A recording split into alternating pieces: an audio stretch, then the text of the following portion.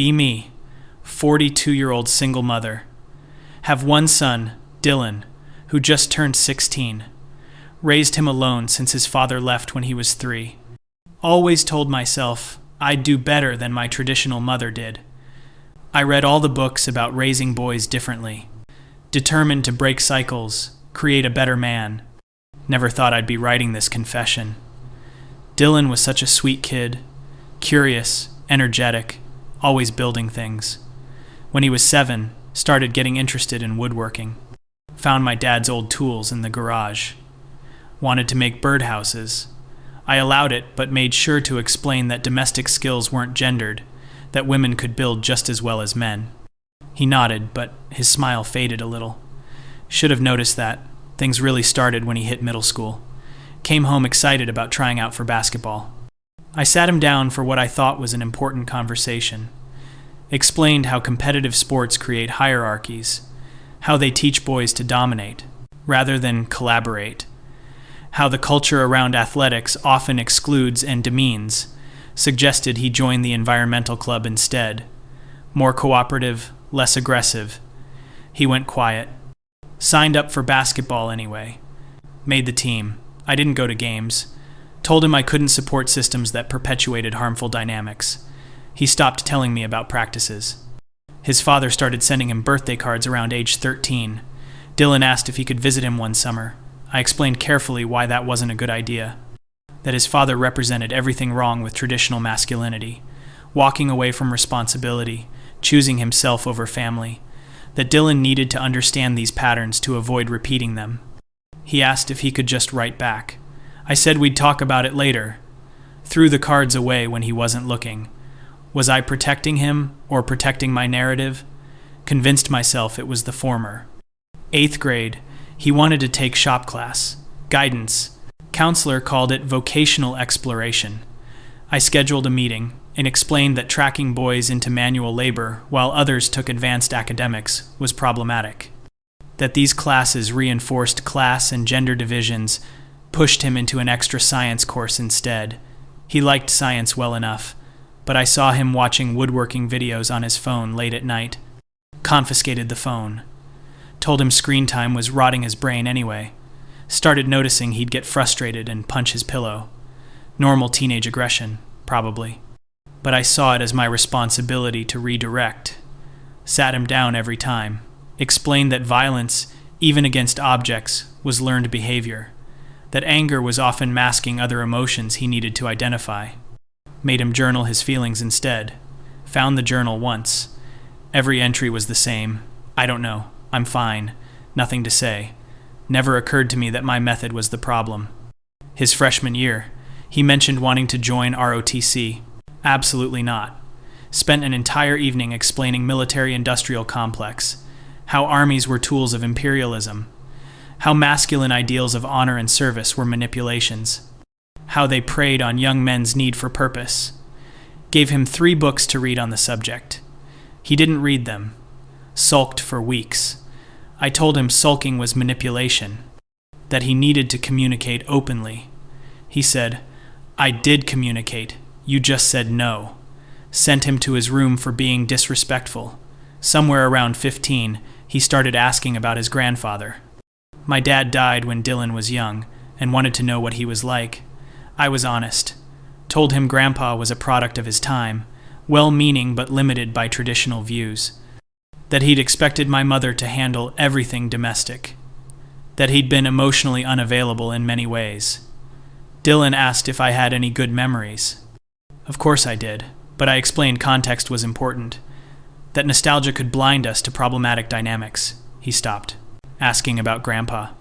He made a friend, Tyler, sophomore year. Nice enough kid from what I saw. They'd play video games together. I monitored the games carefully. Too much shooting. Too much violence, too many hyper-masculine power fantasies, instituted a new rule. Only cooperative, non-violent games in our house. Tyler stopped coming over. Dylan asked why I had to embarrass him. I explained I wasn't embarrassing him, I was parenting him, that his discomfort was less important than his development. He said Tyler's mom didn't care about that stuff. I said that was exactly the problem with most parenting. Got called in for a teacher conference junior year.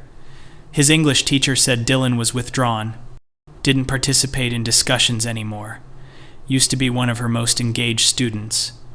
I asked if something had happened. She said the class had read a book about a father and son. Dylan had written a beautiful essay about longing for connection, then refused to read it aloud. When she asked why, he said, "My mom would find something wrong with it." The teacher suggested family counseling. I explained that I didn't need a counselor to tell me how to raise my son, that maybe the education system needed to examine why boys felt entitled to take up space, started noticing him wearing his dad's old jacket. I'd kept it in the back of a closet, forgot it was there. Asked him about it. He said he found it and liked how it fit. I gently suggested that clinging to absent father figures was a common pattern, that he might be romanticizing someone who didn't deserve it. He could honor himself instead. He kept wearing the jacket. I donated it to Goodwill while he was at school. He didn't mention it, just got quieter. His grades started slipping. Found out he was skipping his elective to sit in the library. The elective was a gender studies course I'd encouraged him to take. Thought it would give him framework and vocabulary. Asked him why he wasn't going. He said, "Because I get enough of that at home. I was hurt." Told him education was a privilege, that understanding these concepts would make him a better person. He said, "Or maybe it would just make me better at repeating what you want to hear." Grounded him for a month. He asked to get his driver's license. Most of his friends were already driving. I had concerns about car culture, about how automobiles gave teenage boys dangerous freedom, about accident statistics, about environmental impact. He told him we'd discuss it when he was 18. He biked everywhere instead, even in rain, even in winter. His lips would be blue when he got home. I told him to dress warmer. He said he was fine. Caught him looking at college brochures. All out of state, all far away. Asked him about it. He said he was just looking. I suggested the state school, close enough to visit, affordable, good programs. He asked if he could make any decisions for himself. I said, of course, when he was ready, when he'd developed critical thinking skills. He laughed, not a happy laugh. Said, "I have critical thinking skills. They just led me to different conclusions than yours." I said that was disrespectful. He said, "Everything I say is disrespectful to you." He turned 16 last month. I'd planned a quiet dinner, just us. Made his favorite meal from when he was little, vegetarian lasagna. He came down and barely spoke. I asked about his day. One-word answers. I asked about his plans.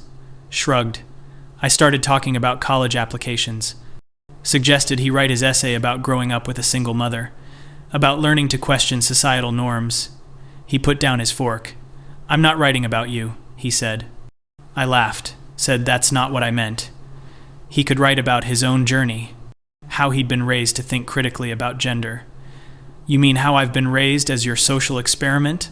I was taken aback, told him that wasn't fair, that everything I'd done was out of love, that I'd worked hard to give him advantages I never had, to free him from boxes that limited his father. He stood up. "Do you even know me?" he asked. "Of course I know you. You're my son." "No," he said. "You know who you want me to be. You know the version of me that proves your theories right." I tried to stay calm, asked him to sit down so we could discuss this. He didn't sit. "I wanted to play basketball. You said it was toxic. I wanted to build things. You said I was retreating into masculine stereotypes. I wanted to know my dad. You said he was a cautionary tale. I wanted to take shop class. You said it was beneath me. I wanted to join ROTC. You gave me a lecture instead of listening to why." His voice was shaking now. "I wanted to just be sad sometimes without you analyzing what it meant about patriarchy. I wanted to be excited about things without you explaining what was wrong with them.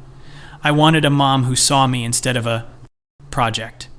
I told him he was being dramatic, that adolescence was hard, and he was displacing, that he'd understand when he was older, that I'd given up everything to raise him right.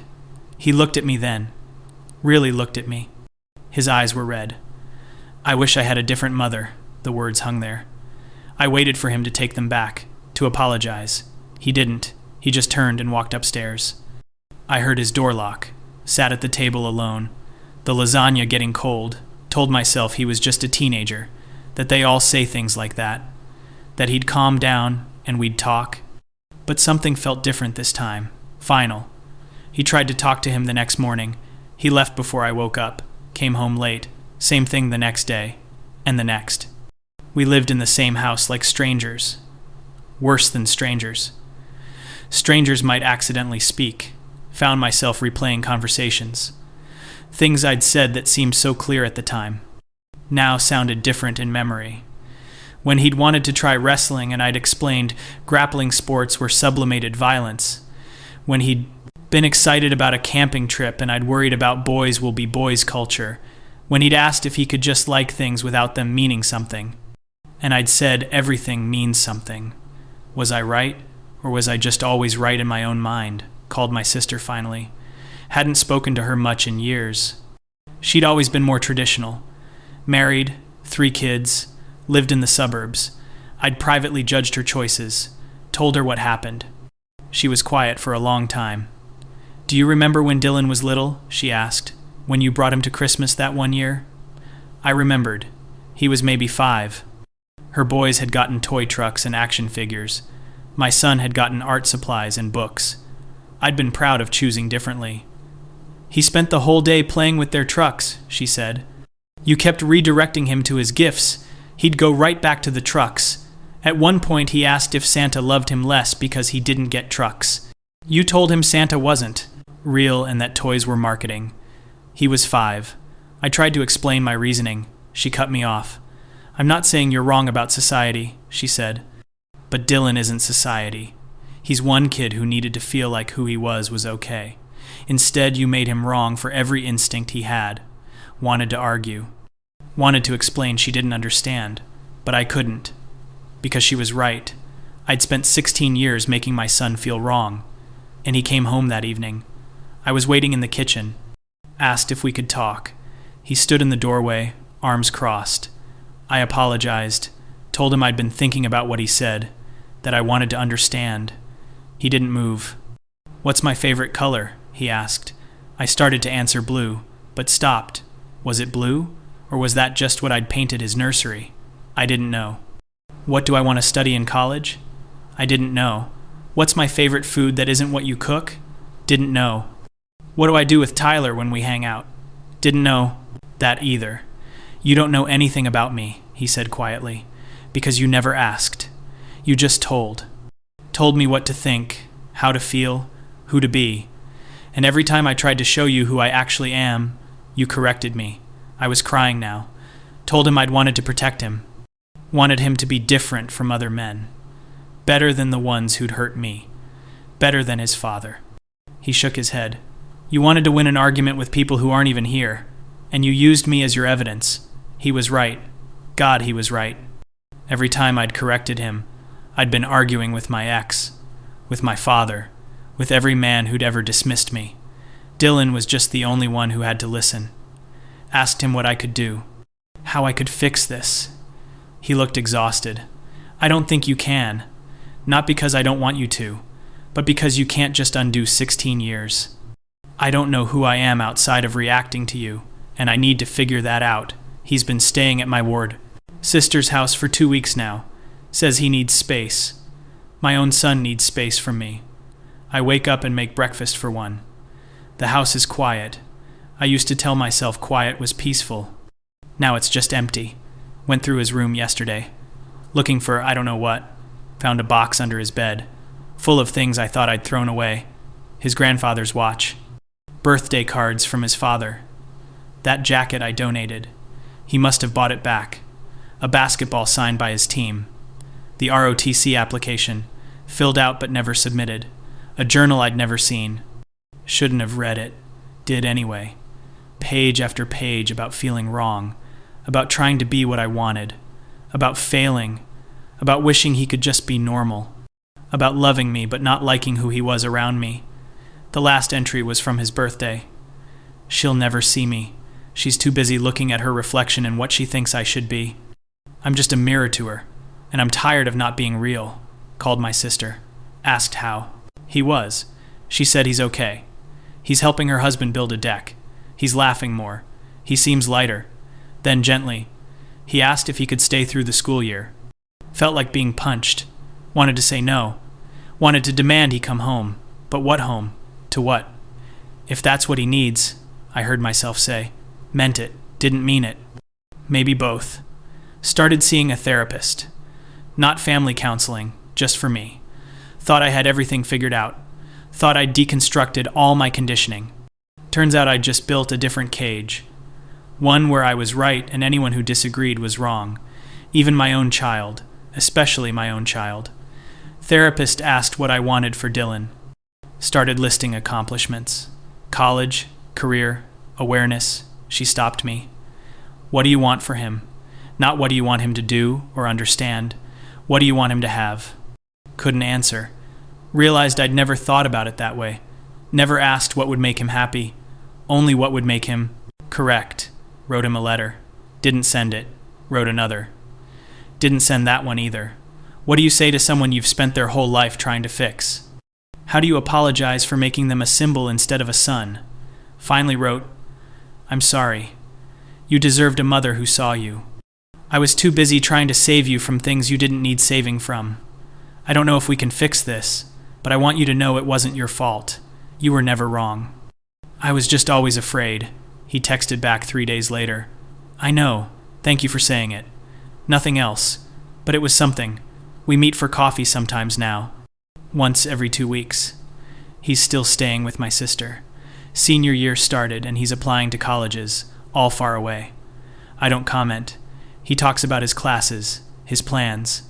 Carefully edited version of his life.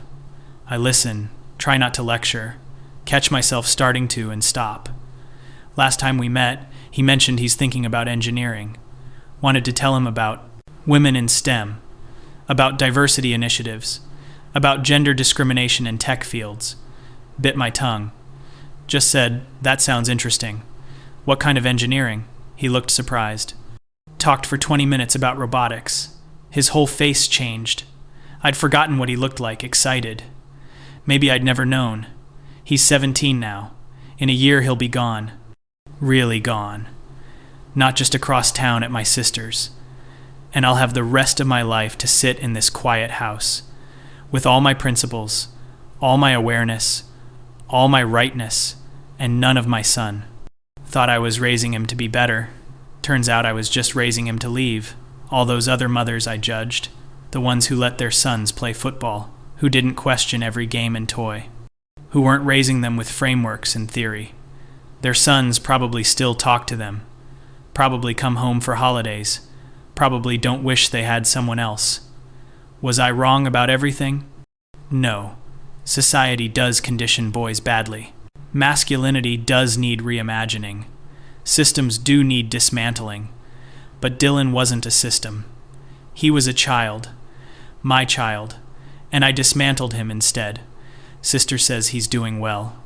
He's on the robotics team. He's dating someone. He seems happy. He goes to therapy too now, working through things. Wonder if I'm the things he's working through. No, I am. Tried to tell him once that I'd done my best. He said, I know. Then, but your best was for you, not for me. Can't even be angry about it. He's right. Every choice I made to prove something. To myself, to the world, to ghosts of men who'd never see it anyway. Dylan was just collateral. He graduates in 6 months. Leaving for college in 8. Sometimes I imagine a different timeline. One where I'd just let him play basketball. Let him build birdhouses without commentary. Let him know his grandfather and his father, flaws and all. Let him be wrong and learn from it. Let him be himself. Who would he be in that timeline? Would he be the same person avoiding me at coffee shops? Or would he be someone who still called me mom without that hesitation first?